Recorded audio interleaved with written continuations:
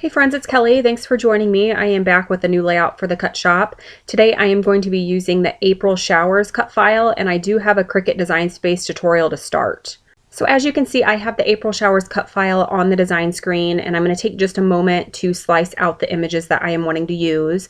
I know that I have shown this part of the process in previous videos, but if you are new to Design Space or new to my channel, what I'm doing here is I am inserting some shapes, laying the shape on top of the portion of the cut file that I'm wanting to use, selecting the shape and the cut file, and going to the Layers tab to click the Slice button, and that is going to remove the portion of the cut file that I'm wanting to use. This way I don't have to cut all of the images on the cut file, and I can size them appropriately to what I need for the layout that I'm creating.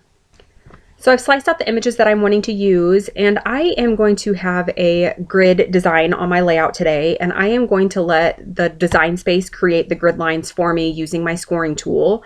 So I've inserted a score line from the Insert Shapes tab, and now I'm just going over to size it, and then I'm going to copy and paste it a few times and get it positioned on the design screen where I want the lines to be on my layout. I'm going to position them at the 2-inch, 6-inch, and 10-inch mark, and I believe that I made the score lines 8 inches long. It's hard for me to see on this editing screen how large I made them, and I made this layout a little while ago, but you can size them to any size that you want, however large you want the grid to be. I'm going to copy and paste that score line a 4th time, and I am going to create a horizontal line to finish off the grid.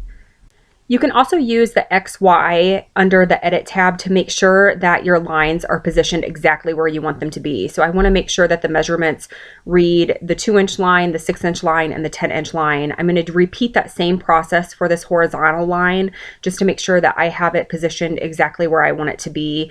I also want to make sure that that line is completely straight. So I'm going to go back over to the Edit tab and make sure that it is placed at 90 degrees. I don't want the lines to be crooked at all, because when I go to poke the holes in the paper to add the hand stitching, it's really going to be noticeable. So that's the great thing about using Design Space to create the grid lines for you. You know that everything's going to be straight, and you don't have to use a ruler on the paper to measure out. So this came in really, really handy.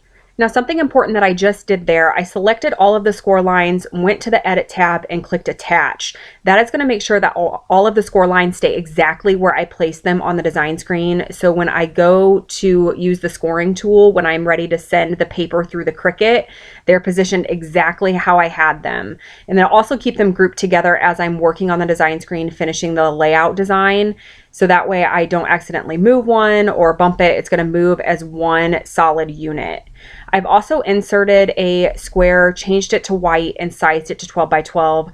Those scoring lines are really difficult to see on the design screen. So by inserting the white square, I can see them a little bit better. So I can size the cut file images to the correct size that I need for my layout. I've changed the size of those scallop border pieces to 11.5 inches. I was originally planning on using them as a border along the top and the bottom of the layout. I deleted the white square. I am not cutting that. I was only using it as a reference point.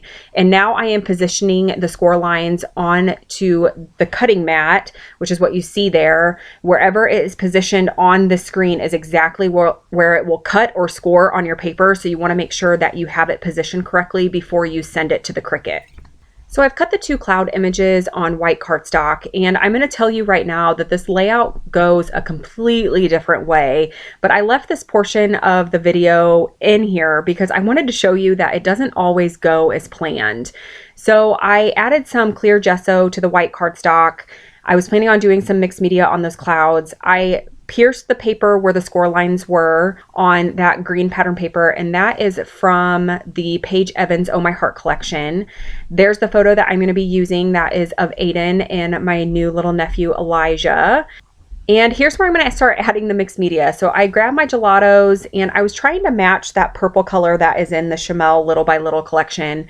And I wasn't really worried about getting it too close because I wasn't really planning on using that exact color. I just wanted to get something close to it. So I placed the gelatos onto the paper, and then I'm just using a baby wipe to smear the color and kind of blend it together. I add a few different colors and I add a few different layers, just trying to get it the way that I want it. And I'm happy with how it turned out. I like the color and I like the effect that the gelatos gave the paper, but I don't end up using these clouds with the mixed media. I end up cutting them a lot smaller and using pattern paper. I just felt that they were a little large in the grid that I had going on. They were really over the edge, and I was having a hard time finding other embellishments to fit into the other 2 spots on the grid because the clouds were so large. So I end up going back and cutting them a little bit smaller a little later on in the video. Right now I'm just trying to figure out the cluster arrangement that I want to place in the other 2 empty spots on that grid. All of the embellishments that I'm using right now are from the Chamel Little by Little ephemera pack, and I absolutely adore this collection. I adore it so much that I bought a second die cut pack, and I have purchased more paper. So I'm still just trying to figure out how to get the grid set up. And I wanted to add a little bit more shading to those clouds. So that's what I was doing there with the gelatos.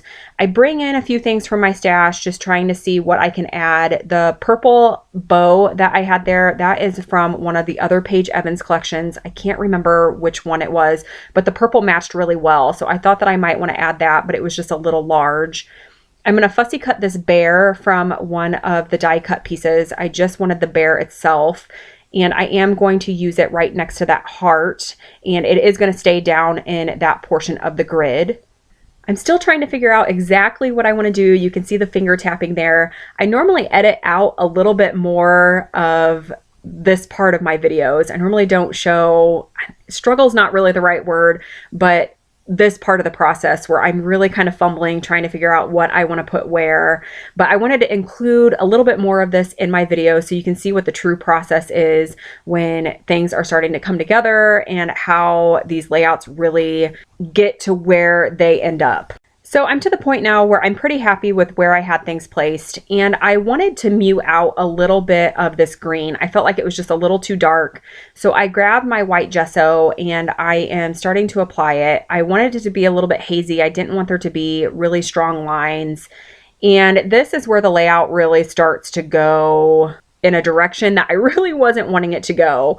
So I couldn't get the gesso placed exactly how I wanted it. I felt like it just looked like a big hazy mess, and it wasn't as neat and orderly as I would like it to be. And I know that neat and orderly and mixed media don't really go hand in hand, but the edges of the white gesso just were not what I wanted it to be. So I thought that if I added white acrylic paint, that maybe I would be able to get a little bit more of the look that I was truly going for, that I would be able to control it a little bit more, but I'm still just not happy with it. So I thought, I'm not loving it, so why don't we just go ahead and add a little bit of mixed media. So I grab a couple different colors from my stash. They are both Shimmers Mists, and I am just using the packaging technique, and the more it goes on, the more I'm hating it. And this goes on for quite a while. I did remove a large majority of this because it just turns into a super hot mess, and I knew I wasn't going to use it. So I set that aside, and I have ordered a new sheet of that pattern paper because I do love it and I do want to use it. So I ended up deciding with this yellow striped pattern paper from the Chamel Little by Little collection, and I was showing you the hand stitching that I added with the grid lines. I just repeated the same step with the Cricut as I did with that green pattern paper. So I used the score lines on this yellow pattern paper, pierced the holes, and then added my hand stitching. So now I'm just adhering my clusters together, and I am going to add some machine stitching to both of the clusters. And I did cut the clouds in pattern paper, which I will show you in just a moment. You may have noticed that I did size them down quite a bit. I also cut the clouds multiple times in white cardstock, and this is the same trick that I used in my last process video for the Cut Shop.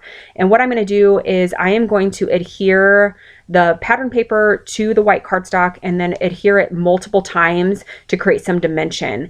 I did offset the white cardstock from the pattern paper to create a little bit of a shadow, and here I am just adhering all those together. And then I'm going to show you right now the dimension that you get when you adhere together all of those layers.